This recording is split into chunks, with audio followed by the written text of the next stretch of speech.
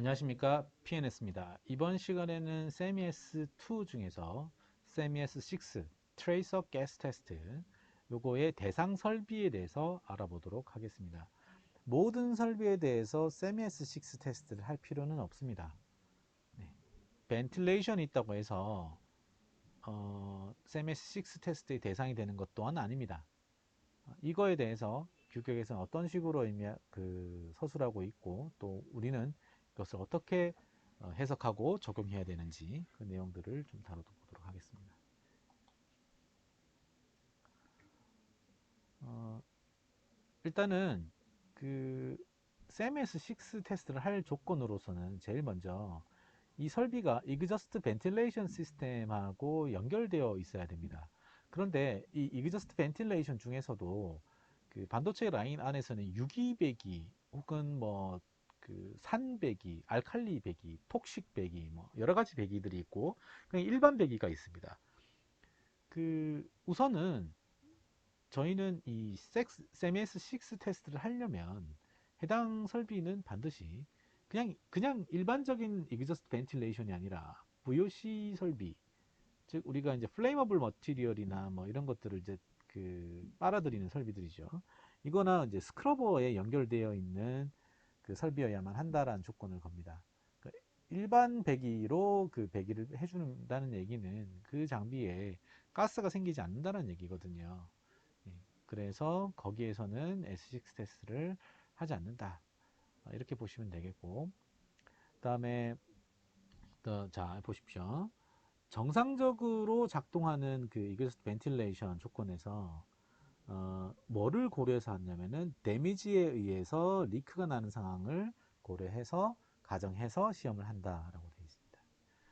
그러니까 통상적인 공정에서가 아닙니다. 네, 데미지를 입거나 리키지가 났거나 이런 조건들을 얘기를 하게 됩니다. 그 다음에 이제 그 if there is a leak detecting device and an emergency shut-off valve, 자, 리크 디텍터가 있고요, 센서가 있고 emergency shut-off valve가 있으면, 즉 디텍팅을 하고 나면은 바로 밸브를 차단하는 시스템이 있다라고 하면 CMS6 테스트는 고려되지 않을 수 있다, 이렇게 저희들은 얘기를 합니다. 왜냐하면 어, PSM의 관점에서 보면요, 가스가 유출이 되고 난 다음에 바로 밸브를 잠글 수 있다면 더 이상 가스는 유출되지 않아요. 그런데 이 CMS6 테스트는 배관이 파손되고 난 뒤에 계속해서 가스가 유출되는 모델을 전제로 합니다. 밸브가 잠기는데 유출이 계속될 리가 만무하고, 따라서 CMS6 테스트를 할 이유가 없다, 이렇게 결론이 됩니다. S6 테스트라는 것은 기본적으로 PSM이라는 제도가 도입되어 있지 않은 경우에 유용하고요. 우리는 이 S6 테스트보다 훨씬 더 좋은 시스템으로 리크 디텍터하고 ESV 밸브의 조합을 추천해 드립니다. 예. 그게 완벽하지, 리크 테스트, 리크를 전제로 해서 우리가 아무 문제 있는지 없는지 이런 거를 고려할 필요는 없다는 것이죠. 이 시험의 목적은 그 protecting person, 사람을 보호하거나 기계를 보호하는 거예요. 그러니까 어떤 부식성 가스가 나왔을 때 기계가 데미지를 입는다거나, 그리고 사람이 뭐 다친다거나, 또 중독이 된다거나, 불이 난다거나, 이런 거로부터 막기 위해서 하는 시험이라는 거죠. 그러면은 다시 이런 위험이 없다면, 사람에게 위험하지 않고 독성이 없고 부식성도 없고 불도 낼 수 없는 가스라면은 우리가 굳이 이 가스 테스트를 할 이유가 없다, 이렇게 봅니다. 또한 어, 이 가스 테스트이기 때문에요, 리크 에어로졸이라든가 리퀴드에 해당되는 것들에 대해서는 우리는 고려하지 않습니다. 잠깐만요, 에어로졸이면 가스 아닙니까? 이렇게 생각을 하시는데요. 반도체 쪽에서 얘기한 에어로졸은 그 물을 스프레이로 뿌렸을 때 나오는 그런 좀 비교적 큰 입자의 에어로졸을 얘기를 합니다. 그런 것들에 대해서까지는 고려하지 않는데, 뭐는 고려해야 되느냐? 에어로졸이 만약에 IPA 같은 물질들을 그 스프레이로 뿌렸다고 쳐봐요. 네, 이렇게 스프레이로 쫙 뿌렸습니다. 그러면 요거에 대해서는 고려하지 않지만, 이 뿌려진 IP는 기화를 하겠죠. 기화를 해서 결국은 가스 형태를 띠게 됩니다.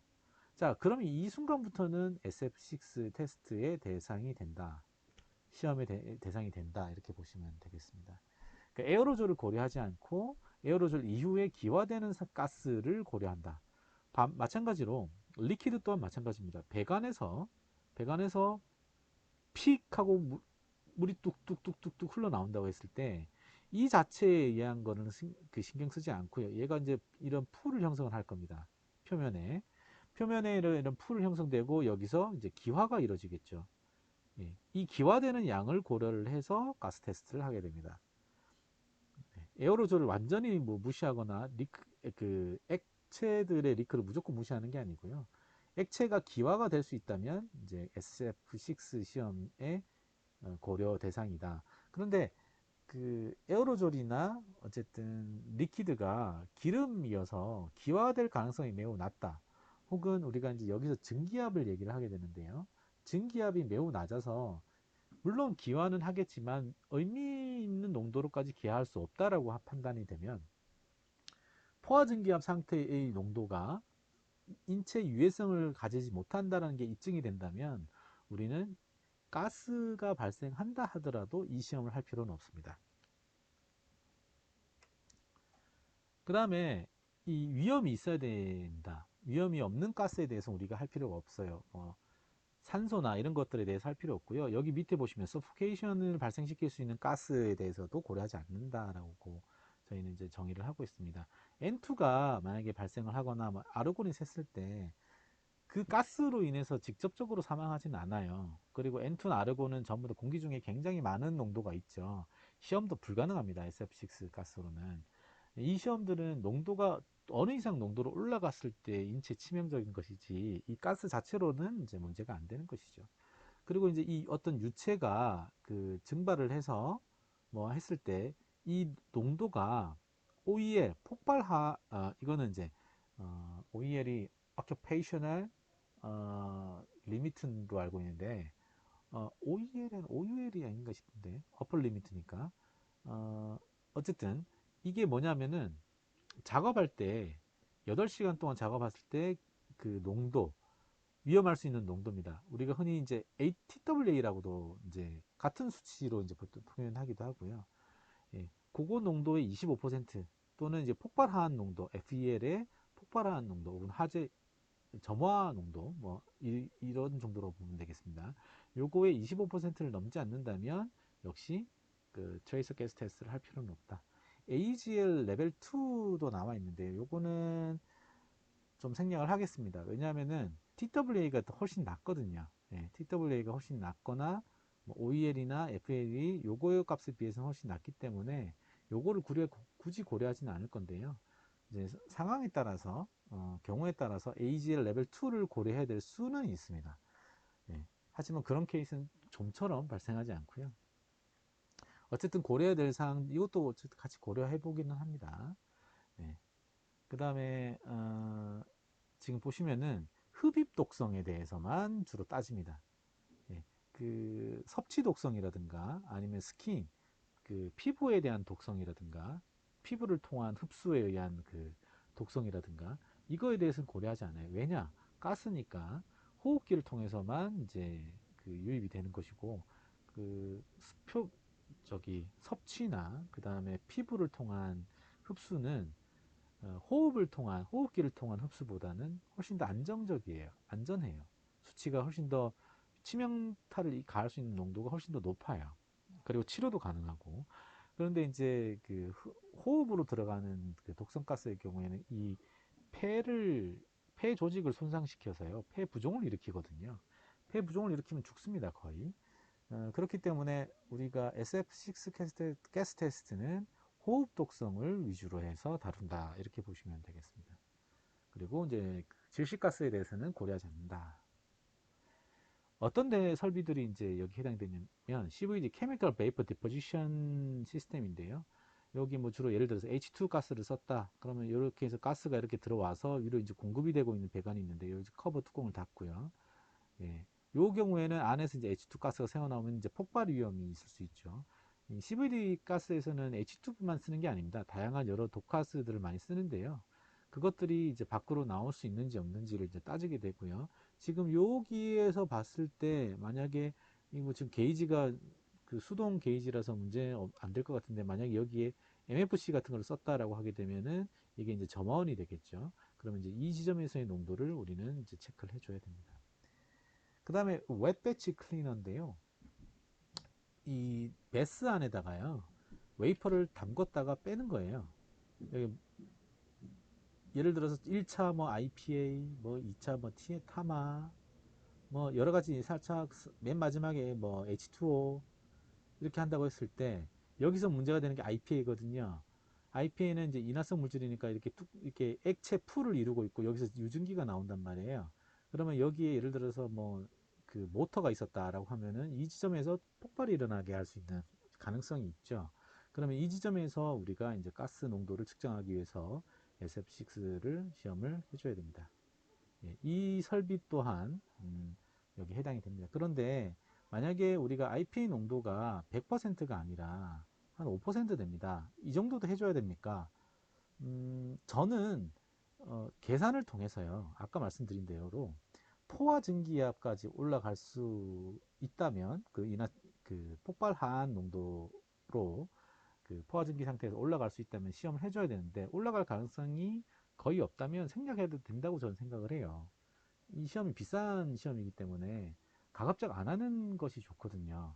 그래서 계산상으로 이게 폭발 조건이 안 만들어진다라고 개런티가 되면 안 하시는 게 좋고요.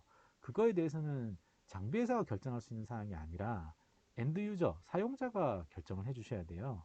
삼성전자라든가 혹은 그 SK 하이닉스라든가 이런 회사들이 이 설비에 대해서는 SF6 가스 테스트를 해주세요라고 요청을 하시는 것이 바람직하고요. 아니면은 뭐 필요 없다라 판단이 되면 아예 커먼 스펙에다가 그 CMS2를 하더라도 SF6는 생략할 수 있다, 이런 조건들 거시는 거를 전 적극 추천해 드립니다.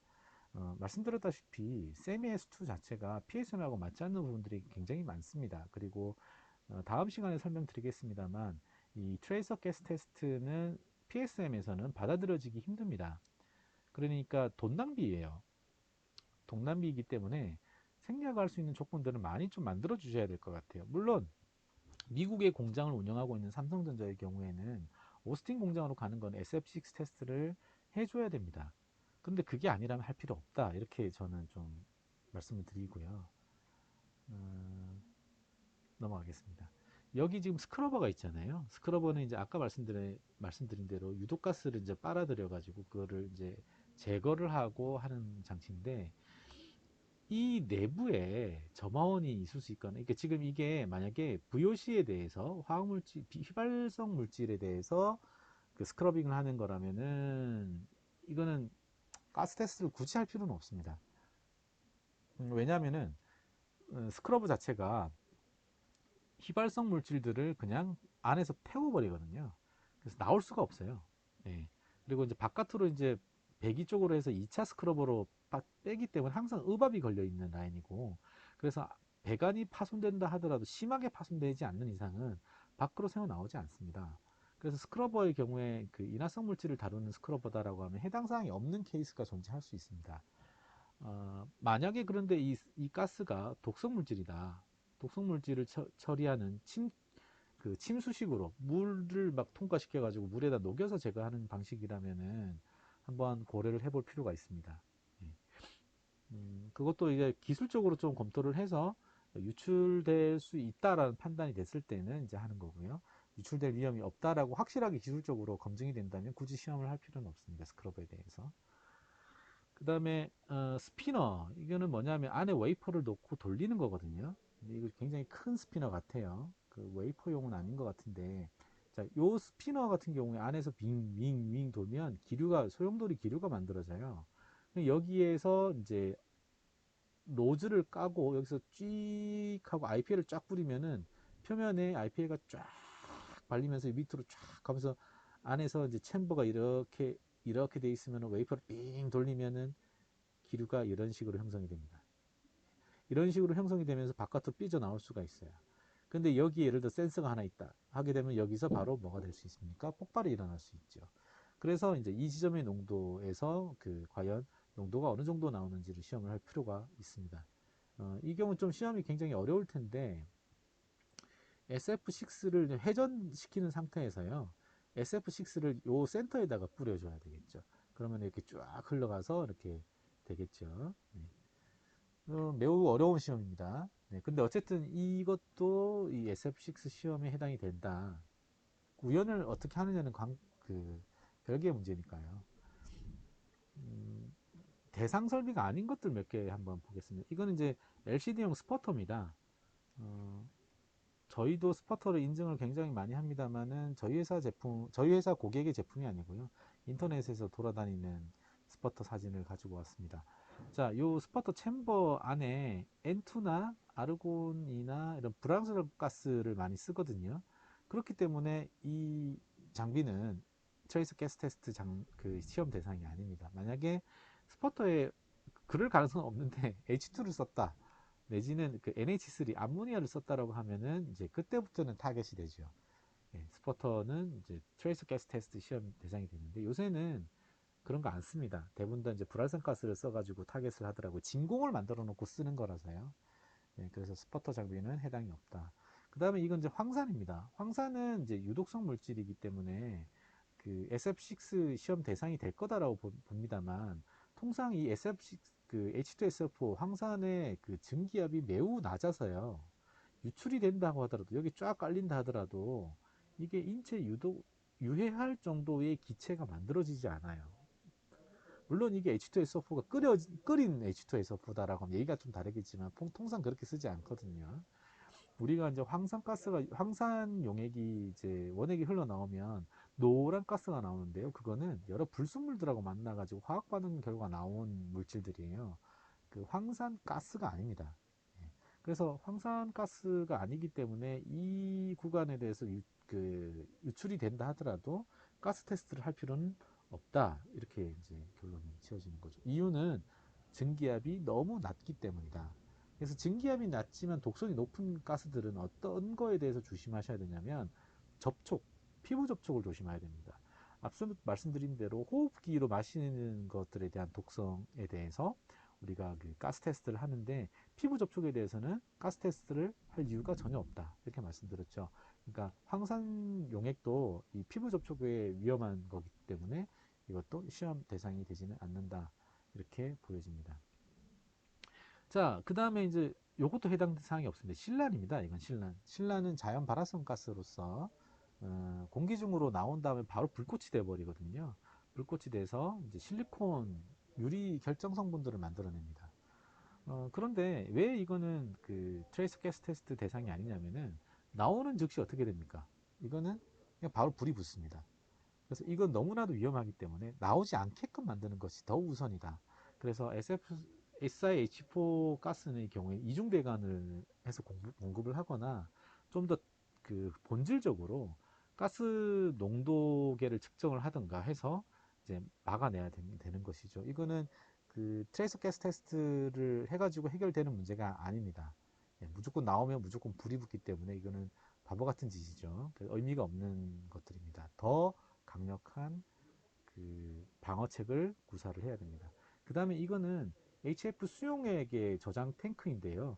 이 저장 탱크에서 예를 들어서 리크가 나가지고 바닥 부분이 이제 HF가 이제 깔리고 수용액이 깔리고 여기서 기화가 이루어지면 이거 뭐 SF6 테스트 대상 아닙니까? 라고 하는데요. 자, 보시면 이 용기죠. 용기 공급 탱크입니다. 공급 탱크에 만약에 바깥에 인클러저 외함이 있어가지고 이 안쪽 부분만 이 용기가 있는 상태에서 흘러나와서 이 안쪽 부분만 그 HF 가스가 나올 수 있다면은 여기는 해당이 되는데 이 압력 용기 자체가 이 공간에 덩그러니 나와 있는 상태잖아요. 그 상태에서 새어 나오면요. 이거는 뭐 농도고 자시고 하고 없이 농도는 무조건 올라갑니다. 농도는 무조건 올라가고 여기에 있는 모든 배관들이나 설비들은 이 HF 강한 산성에 대해서 견딜 수 있는 조치를 무조건 해야 되는 겁니다. 장비를 보호하기 위해서 SF6 가스 테스트를 한다고 했는데 이미 HF가 이렇게 유출이 막 대부분 나면은 여기 다 데미지를 받는다라는 거죠. 그러니까 그런 데미지를 안 받게 하기 위해서 가스 테스트를 할 게 아니라 뭐다?